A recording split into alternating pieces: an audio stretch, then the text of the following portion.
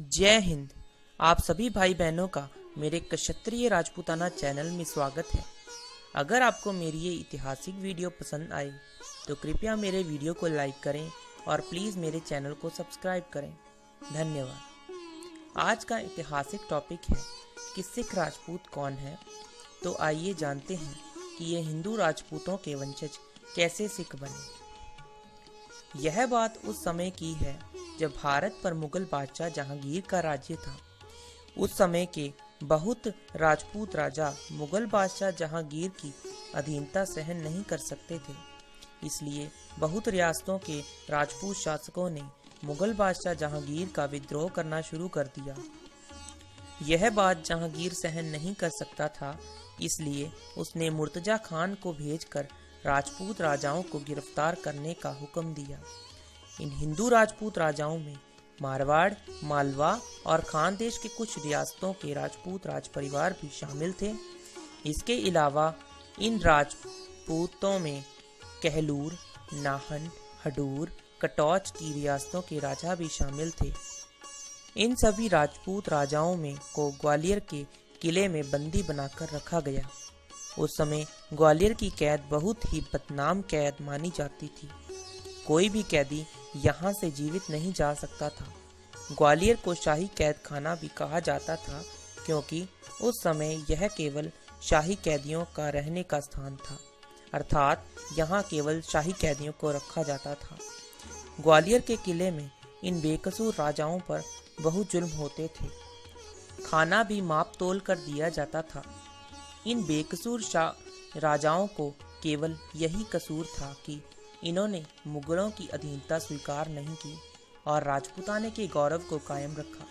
चाहे इन पर जितने भी जुल्म हुए, पर अधीनता नहीं स्वीकार की। इन ग्वालियर के किले में सिख धर्म के छठे गुरु मीरी पीरी के मालिक श्री गुरु हरगोबिंद साहिब जी को भी जहांगीर ने कुछ समय के लिए ग्वालियर में भेज दिया था।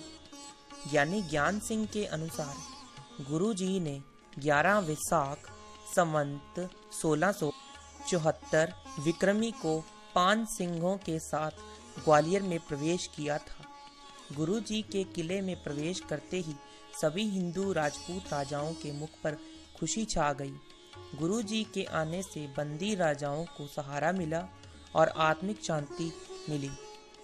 ग्वालियर के किले में गुरु हरगोबिंद साहिब जी का इन राजपूत राजाओं पर बहुत प्रभाव पड़ा।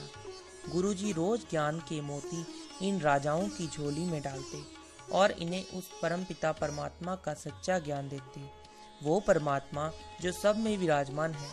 ग्वालियर में सुबह शाम परमात्मा के नाम और जस गाने की संगत जुड़ती। सभी राजपूत राजा इस संगत में सम्मिलित होते और गुरु जी से आत्मिक ज्ञान प्राप्त करते। वहाँ का दरोगा भी इस संगत में सम्मिलित होता। उधर दूसरी तरफ सिख संगतें गुरु जी के दर्शन के लिए तड़पने लगी। वे मुगल सरकार की परवाह किए बिना ग्वालियर के किले के बाहर इकट्ठी हो जाती थी। जहांगीर को यह डर लगने लगा कि सिख संगतें इकट्ठी होकर बगावत न करने लग पड़े।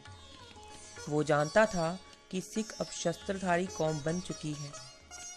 साईं मियां मीर जी और बेगम नूर जहां के कहने पर जहांगीर ने गुरु जी की रिहाई का हुक्म कर दिया, पर गुरु जी ने यह शर्त रखी थी कि वो तब तक किले से बाहर नहीं जाएंगे जब तक उनके साथ कैद 52 राजपूत राजा नहीं जाएंगे, क्योंकि अब उन राजपूत राजाओं ने अपना सारा जीवन गुरु जी के चरणों में ही समर्पित कर दिया था।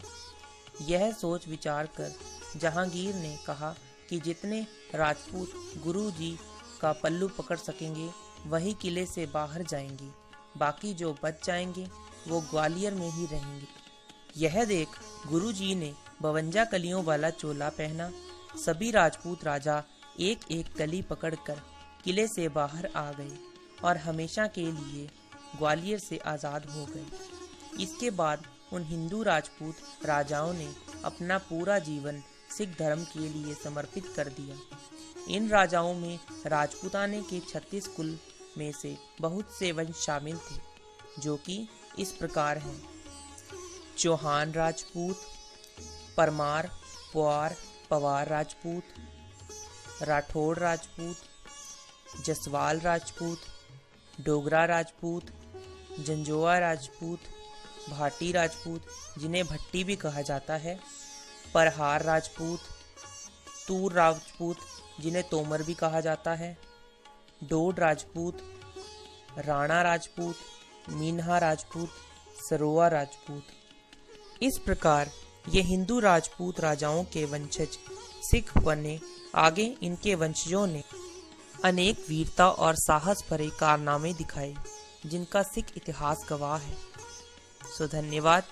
अगर आपको मेरी ये वीडियो पसंद आए तो प्लीज़ मेरे वीडियो को लाइक करें और मेरे चैनल को सब्सक्राइब करें।